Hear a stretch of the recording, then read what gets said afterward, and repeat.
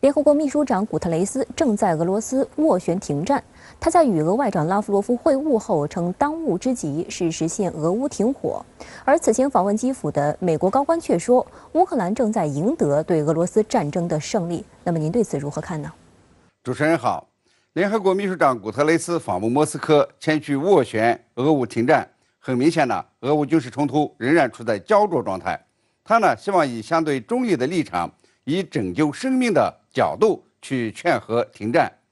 而美国国务卿布林肯和防长奥斯汀呢秘密访问基辅，则是在继续煽动战争，为战争持续下去增加弹药。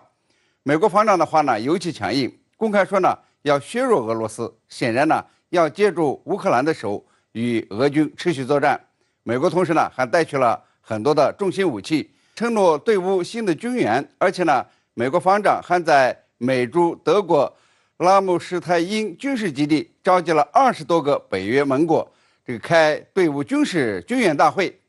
欧洲国家呢，如英国、德国，同时呢也向乌克兰呢继续输送攻击性很强的武器，显然呢是设法要把俄罗斯打趴。奥斯汀所说的乌克兰正在取得成功，并不是现实，而是一种愿望，是鼓励乌克兰军队打到底，这样一种迷魂药。反过来看，俄罗斯呢一样很强硬。在奥斯汀蛊惑乌克兰正在胜利的时候，那么乌克兰的几个火车站呢就遭到了俄军的攻击。铁路呢是美国和北约国家向乌克兰输送武器的主要通道。俄罗斯呢还警告美国停止向乌克兰输送武器，并且揭露乌克兰善于演戏，假装和谈。目前呢，美国和北约国家不断为乌克兰增加军援的形势呢，有可能触发第3次世界大战。外界呢不容低估。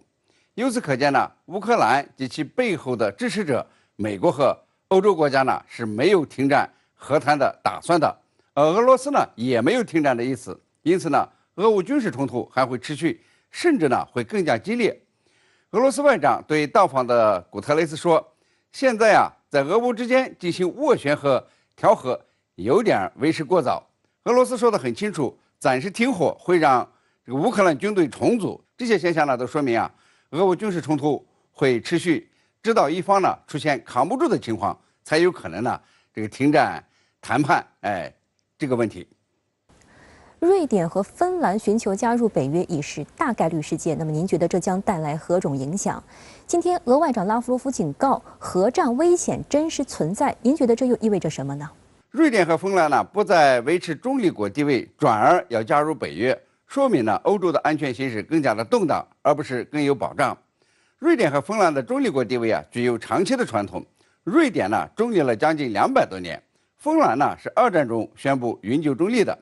也因为这2个国家的中立，那么在冷战的美苏对抗中呢，发挥了海绵垫的作用，终究呢是美苏2大阵营呢没有陷入硬碰硬的世界大战之中。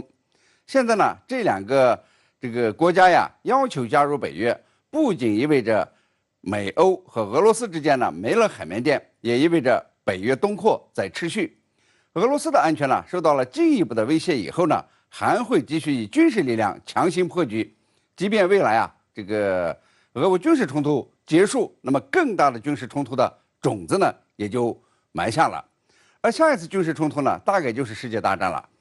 这对欧洲的安全尤其不利。不仅呢，欧洲国家欧盟会被美国进一步的钳制，失去主动作为与俄罗斯实现和解的可能，也会促使欧洲内部呢难以协调。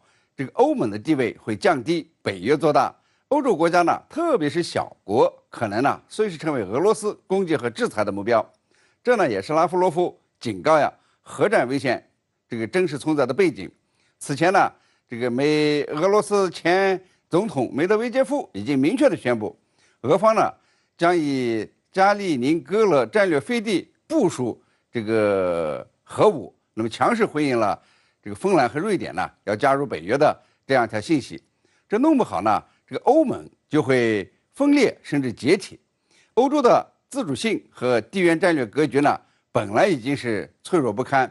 要是瑞典和芬兰在美国支持下加入北约，那么俄乌战争呢，不仅打击了俄罗斯，也打击了欧盟，其副作用呢，可能是大于这个俄乌军事冲突会加剧欧洲的军备竞赛，甚至不排除核战争呢会在这个欧洲率先爆发，不管这个规模有大是小。同样呢，这两个北欧国家要是加入了北约，也将是二战后世界格局坍塌的开始。一些国际组织，比如说联合国，都可能受到冲击。一些战略研究者预测呀，将来的世界可能形成2个半球，这呢不是空穴来风和危言耸听。